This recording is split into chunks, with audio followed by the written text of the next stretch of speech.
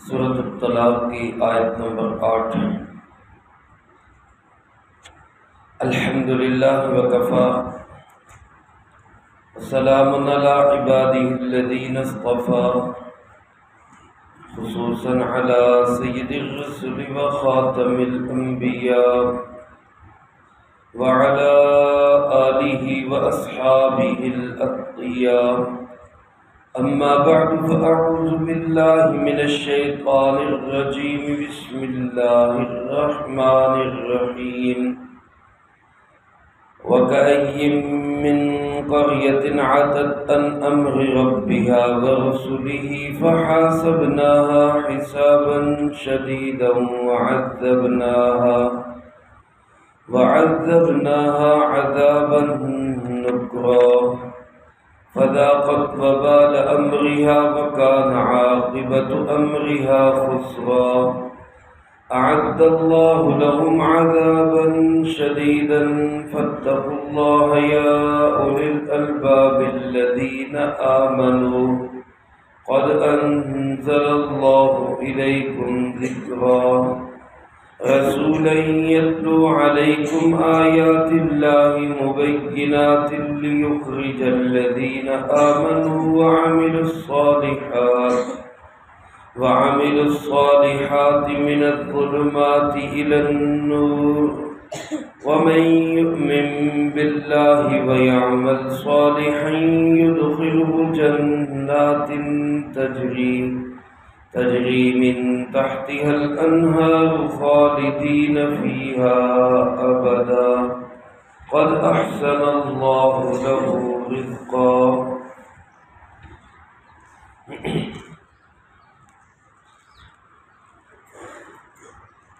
سورۃ طلاق کا دوسرا رکوع ہے۔ اس سے پہلی آیات مبارکہ میں پہلے رکوع میں اللہ رب العالمین نے بہت سارے معاشرتی اور آئینی مسائل کو بیان فرمایا۔ طلاق اور عدت کے متعلق کس خاتون کی کتنی طلاق ہوگی، اس کے متعلق احکامات کو بیان کر کے اللہ رب العالمین نے ساتھ ساتھ تقوی کے فائدے بتائے۔ اس سے معلوم ہوتا ہے کہ یہ جو معاشرتی مسائل ہیں ان کو حل کرنے کے لیے اور صحیح رخ پہ رکھنے کے لیے سب سے بہترین چیز تقوی ہے۔ اس لیے نکاح کا خطبہ بھی جو مسنون جناب محمد کریم صلی اللہ علیہ وسلم نے پڑھا اور اب تک علماء پڑھتے ہیں، اس میں بھی تقوی کے متعلق ہی آیات ہیں۔ تقوی اختیار کرو، کیونکہ خاوند اور بیوی کے معاملات اور گھریلو مسائل اور معاملات ایسے ہیں کہ جن پہ نہ تو کوئی فوج کا بیڑا بٹھایا جا سکتا ہے، نہ کوئی پولیس لگائی جا سکتی ہے، نہ کسی اور کو نگرانی کے لیے رکھا جا سکتا ہے۔ ان مسائل کا نگران خاص طور پہ اللہ رب العالمین کو سمجھا جائے گا، اور ہر آن گھڑی یہ تصور رکھا جائے گا کہ میرا اللہ مجھے دیکھ رہا ہے، تو پھر ہی انسان اپنے گھر کے اندر بیوی خامن کے ساتھ، خامن بیوی کے ساتھ وہ درست زندگی گزار سکتے ہیں، ورنہ ایک دوسرے کے ساتھ زیادتیاں ہوں گی، ظلم ہوں گے، ایک دوسرے کے حقوق کی پامالی ہوگی اور بہت سارے مسائل کھڑے ہوں گے۔ اس لیے اللہ پاک نے اس سورۃ مبارکہ میں بھی بار بار تقوی کی طرف اللہ پاک نے اس کی نشاندہی کی، اس کے فوائد کو بتایا۔ اس رکوع میں بھی اللہ پاک نے آخرت کا ذکر کیا ہے اور پہلی قوموں کا تذکرہ کیا جنہوں نے رب کائنات کی بات کو تسلیم نہیں کیا، اللہ کے احکامات کی مخالفت کی۔ اللہ پاک نے ان کا کیا حشر کیا۔ تو گویا کہ مسائل اور گھر کے جو مسائل اور گھر کی جو مشکلات ہیں ان کو بیان فرما کے اللہ پاک نے اس طرف توجہ دلائی، اگر ان احکامات سے روگردانی کرو گے، منہ پھیرو گے، اللہ کے احکامات کو ٹھکراؤ گے، تو جو انجام پہلی قوموں کا ہوا ایسا نہ ہو کہ وہ انجام تمہارا بھی ہو جائے۔ علماء نے لکھا ہے کہ اس سے یہ معلوم ہوتا ہے کہ جب گھریلو اور فیملی سسٹم خراب ہوتا ہے، خاندانی نظام تباہ ہوتا ہے، تو پھر اللہ کی طرف سے عذاب آنے کو کوئی روک نہیں سکتا۔ اس لیے اپنے خاندانی سسٹم کو، گھریلو نظام کو، فیملی سسٹم کو بچانا اور اس کو صحیح اسلامی رکھنا یہ بہت ضروری ہے۔ چنانچہ آگے آیات کا ترجمہ دیکھیں تو اس سے اندازہ ہوگا کہ اللہ پاک اس معاملے میں کتنی سخت وارننگ دے رہے ہیں۔ ہمیں بقائی من قریۃ، کتنی ہی بستیاں ہیں، عتت عن امر ربھا، جنہوں نے سرکشی کی، نافرمانی کی، منہ پھیر لیا اپنے رب کے حکم سے، ورسلہ، اور اپنے رب کے رسولوں کے حکم سے، اللہ کی بات کو بھی ٹھکرا دیا، انبیاء علیہ السلام کے پیغام کو بھی ٹھکرا دیا، تو اس کا نتیجہ کیا ہوا؟ اللہ پاک فرماتے فَحَاسَبْنَاهَا حِسَابًا شَدِيدًا، ہم نے پھر ان کا سخت ترین محاسبہ کیا۔ بعض علماء فرماتے ہیں کہ اس محاسبے سے مراد حساب و کتاب ہے جو آخرت میں ہوگا، لیکن چونکہ اس کا ہونا یقینی ہے، پکی بات ہے کہ وہ ہوگا، اس لیے اس کو یہاں ماضی کے صیغے سے بیان کیا، حاسبناہا، یوں سمجھے کہ ہم نے ان کا شدید حساب لے لیا۔ اور بعض علماء فرماتے کہ یہاں حاسبنا حساب کتاب سے مراد وہ دنیا کا عذاب ہے جو ان پر آیا، تو گویا دنیا میں آنے والے عذاب کو ہی اللہ پاک نے حساب فرما دیا۔ لیکن آگے پھر ذکر ہے وَعَذَّبْنَاهَا عَذَابًا نُكْرًا، ہم نے ان کو سخت اور شدید عذاب سے دوچار کیا۔ نکر کہتے ہیں ایک اجنبی چیز کو، ایسی حالت جس کا انسان تصور بھی نہیں کرتا، یعنی ایسا عذاب ان کے اوپر آیا کہ جس کا ان کو تصور بھی نہیں تھا، سخت ترین عذاب کے اندر مبتلا ہوئے۔ کون لوگ؟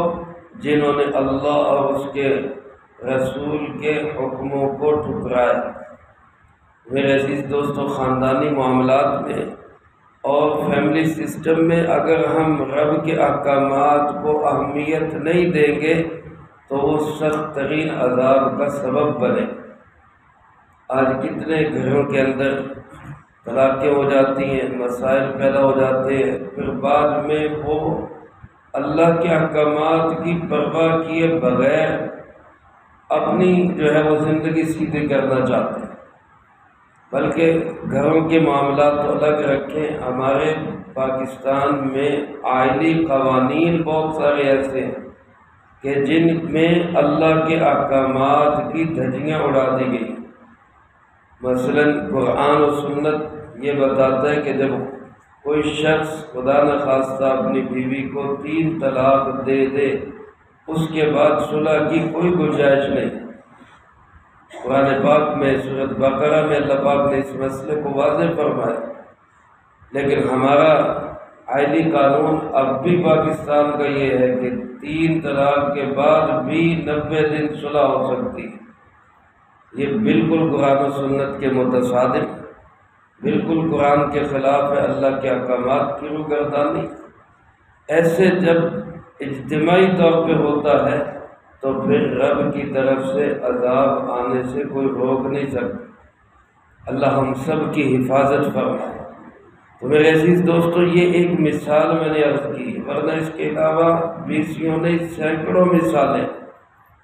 ابھی گزشتہ ہفتے خاتون آئی، وہ یہی مسئلہ عرض کرتے ہوئے بتا رہی کہ اس کا خامند یہ کہتا ہے کہ مجھے یہ جو قرآن کا حکم ہے یہ سمجھ نہیں آتا، 3 طلاق کے بعد اب نکاح نہیں ہو سکتا، دوسری جگہ نکاح ہو اور پھر وہاں سے وہ اپنی مرضی سے طلاق دے یا وہ فوت ہو جائے پھر یہ پہلے خامند کے پاس آ سکتی ہے۔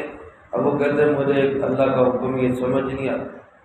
اب یہ بات اللہ کے حکم کے ساتھ ٹکرانا تیری سمجھ میں آئے یا نہ آئے، جو اللہ کا حکم ہے وہ تو ماننا پڑے۔ اب ہر بندہ یہ کہے کہ میری عقل میں نہیں آتا، تو ہر بندے کی تو عقل وکری، اس کے مطابق کیسے چلا جا سکتا ہے؟ اللہ کے احکامات اٹل اور پائیدار ہے، ان کے سامنے سر تسلیم خم کرنا پڑے۔ اللہ پاک فرماتے جنہوں نے نہیں کیا فذاقت وبال امرہا، انہوں نے اپنے امر کا وبال پھر چکھا، انہوں نے پھر اپنے اس کام کا انجام بھگتا۔ وکان عاقبۃ امرہا خسرا، اور اللہ فرماتے ان کے کام کا انجام وہ نقصان کی شکل میں سامنے آئے۔ جب اللہ کے احکامات کی پامالی ہوگی تو فائدہ کبھی بھی ہو نہیں سکتا، پھر نقصان ہی نقصان، خسارہ ہی خسارہ ہے۔ اور اللہ پاک فرماتے ہیں یہ تو دنیا میں ہے، اور آخرت میں کیا ہوگا؟ اعد اللہ لہم عذابا شدیدا، اللہ نے ان کے لیے سخت ترین عذاب تیار کر رکھا۔ یہ حکم بیان فرما کے اللہ پاک فرماتے فاتقوا اللہ یا اولی الالباب، سو اللہ سے ڈر جاؤ اے عقل والو۔ یہاں پھر تقوی کی بات آ گئی۔ یہی تقوی ہے جو انسان کو ساری زندگی تیر کی طرح سیدھا رکھتا ہے۔ اور یہاں اللہ پاک نے ایک لفظ اور ارشاد فرمایا اے عقل مندو۔ علماء لکھتے ہیں کہ اس سے پتہ چلتا ہے جو بندہ اللہ سے ڈر جاتا ہے اور تقوی اختیار کر دیتا ہے یہی اصل میں عقل مند ہے۔ اور جو اللہ سے ڈرتا نہیں، جس کو کوئی خوف خدا نہیں، وہ چاہے کتنا ہی پڑھا لکھا ہو، چاہے کتنے ہی اس کے پاس ڈگریاں ہو، اللہ کی نگاہ کے اندر وہ عقل مند نہیں، وہ پرلے درجے کا احمق بے وقوف انسان، جو اپنے مالک سے ہی نہیں ڈرتا، جو رب العالمین سے ہی اس کی پرواہ نہیں کرتا، اس سے بڑا احمق اور بے وقوف کون ہو؟ اللہ پاک فرماتے اے عقل والو تم اللہ سے ڈر جاؤ۔ ان عقل والوں کو ہی اللہ پاک نے فرمایا الذین آمنوا، اے ایمان والو، یہی ایمان والے، یہی عقل والے جو اللہ سے ڈرتے۔ پھر اللہ پاک فرماتے قد انزل اللہ الیکم ذکرا، یقیناً اس اللہ نے تمہاری طرف ذکر کو اتارا، اسی اللہ نے تمہارے اوپر نازل کیا ذکر کو۔ ذکر سے مراد کیا ہے؟ بعض علماء فرماتے ہیں کہ ہر نصیحت، کوئی بھی نصیحت کی بات، پتے کی بات، کام کی بات انسان کے سامنے آئے وہ اللہ رب العالمین کی نازل کی ہوئی بات۔ بعض علماء فرماتے ہیں ذکر سے مراد قرآن کریم ہے، اور بعض حضرات فرماتے کہ ذکر سے مراد خود رسول اللہ صلی اللہ علیہ وسلم کی ذات ہے۔ لیکن خلاصہ یہی کہ اللہ پاک نے اپنی کتاب بھی دی، اللہ پاک نے نصیحت بھی کی، اللہ نے اپنا محبوب بھی دیا۔ کس لیے یہ سب کچھ دیا؟ تاکہ تم صحیح راستے پہ اور صحیح لائن پہ آ جاؤ۔ اللہ پاک فرماتے رسولا، ذکر بھی دیا اور ایک عظیم الشان رسول بھی دیا، یتلو علیکم آیات اللہ، جو اللہ کی آیتیں تمہیں پڑھ کے سناتا ہے۔ اللہ نے آیات بھی اتاری، قرآن بھی اتارا، نصیحت بھی اتاری، اور اس کے ساتھ ساتھ ایک رسول صلی اللہ علیہ وسلم کو بھی بھیجا تاکہ وہ تمہیں اللہ کی آیات پڑھ کے سنائے، ایسی آیات مبینات جو بالکل واضح اور کھری آیات، جن میں کوئی جو ہے وہ گول مول بات نہیں، ڈھکی چھپی بات نہیں، مبینات کھلی باتیں۔ اور فرمایا ان آیات کا اور رسول کے بھیجنے کا مقصد کیا ہے؟ لِيُخْرِجَ الَّذِينَ آمَنُوا وَعَمِلُوا الصَّالِحَاتِ، تاکہ وہ ایمان والوں کو اور اچھے اعمال والوں کو نکالے مِنَ الظُّلُمَاتِ إِلَى النُّورِ، اندھیروں سے روشنی کی طرف۔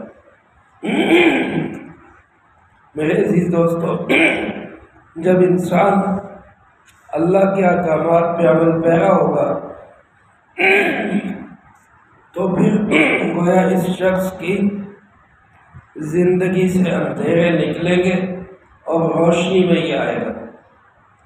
اور جب کوئی انسان اللہ کے احکامات کی پرواہ نہیں کرے گا بلکہ وہ اللہ کے احکامات کی مخالفت کرے گا تو وہ در حقیقت ظلمات کے اندر، اندھیروں کے اندر پڑا ہو۔ روشنی اللہ کا قرآن ہے، روشنی رسول اللہ صلی اللہ علیہ وسلم کی زندگی ہے، اور اس کے سوا جو کچھ ہے وہ سب اندھیرا ہی اندھیرا۔ اللہ ہمیں ان اندھیروں سے بچائے اور روشنی کے اندر لائے، اور روشنی میں آئے گا وہی شخص، نور میں آئے گا وہی شخص جو رب العالمین کے احکامات کی پابندی کرے۔ ورنہ اندھیرے میں انسان وہ غلط چیز کو بھی بعض اوقات صحیح چیز سمجھ لیتا اور صحیح کو بھی بعض اوقات غلط سمجھ لیتا۔ اس لیے فرمایا کہ اللہ کے رسول صلی اللہ علیہ وسلم کے آنے کا مقصد کیا ہے کہ وہ تمہیں اندھیروں سے نکال کے روشنی میں لے۔ اور فرمایا وَمَن يُؤْمِن بِاللَّهِ، جو اللہ پہ ایمان لائے گا، وَيَعْمَلْ صَالِحًا، اور اچھے اعمال اختیار کرے گا، يُدْخِلْهُ جَنَّاتٍ، اللہ اس کو ایسے باغات میں داخل کریں گے، تجری من تحتها الانہار، جن کے سامنے نہریں چل رہی ہوں گی، خالدین فیہا ابدا، ہمیشہ ہمیشہ ان باغات میں رہیں گے۔ اللہ ہم سب کو اپنی رحمت سے یہ نصیب فرمائے۔ یہ ملیں گے کس پہ؟ ایمان اور اعمال صالحہ کی بنیاد۔ اللہ کا فضل اور کرم ہوگا ایمان اور اعمال صالحہ کی بنیاد۔ فرمایا قد احسن اللہ لہ رزقا، ایسے شخص کے لیے اللہ نے بہت اچھا رزق تیار کر رکھا۔ میرے عزیز دوستو، یہ آخرت کی اچھی زندگی یہ اس شخص کے نصیب میں آئے گی جس نے دنیا میں ایمان اور اعمال صالحہ والی زندگی گزاری۔ اس لیے ان تمام احکامات پہ عمل کرنے کے لیے ہمیں ضرورت ہے ہم اپنی زندگیوں کو ایمان والی زندگیاں بنائیں، اعمال والی زندگیاں بنائیں۔ ہر معاملے کے اندر اللہ اور اس کے رسول صلی اللہ علیہ وسلم کی اطاعت و فرما برداری کریں۔ اللہ مجھے آپ کو سب کو اس کی توفیق نصیب فرمائے، جو کہا سنا اس کو زندگی میں لا کے دوسروں تک پہنچانے کی توفیق عطا فرمائے۔ اللہم انت السلام ومنک السلام، تبارک ربنا وتعالیت یا ذا الجلال والاکرام۔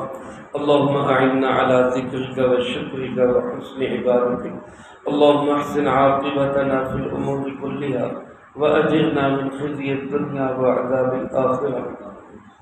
اللہم باقیتاً کباقیت الولید، اللہم استر عوراتنا وآمن روعاتنا، اللہم انا نجعلک فی نحورہم ونعوذ بک من شرورہم، اللہم اکفنا بحلالک عن حرامک واغننا بفضلک عمن سواک۔ اے مولا کریم، یا اللہ پاک، اس پورے ہفتے میں جتنا درس قرآن ہوا، ان احباب نے جو جو اعمال کیے، طلبہ عزیز طالبات نے جو پڑھائی کی، اللہ اس سب کو اپنی بارگاہ میں قبول کرو۔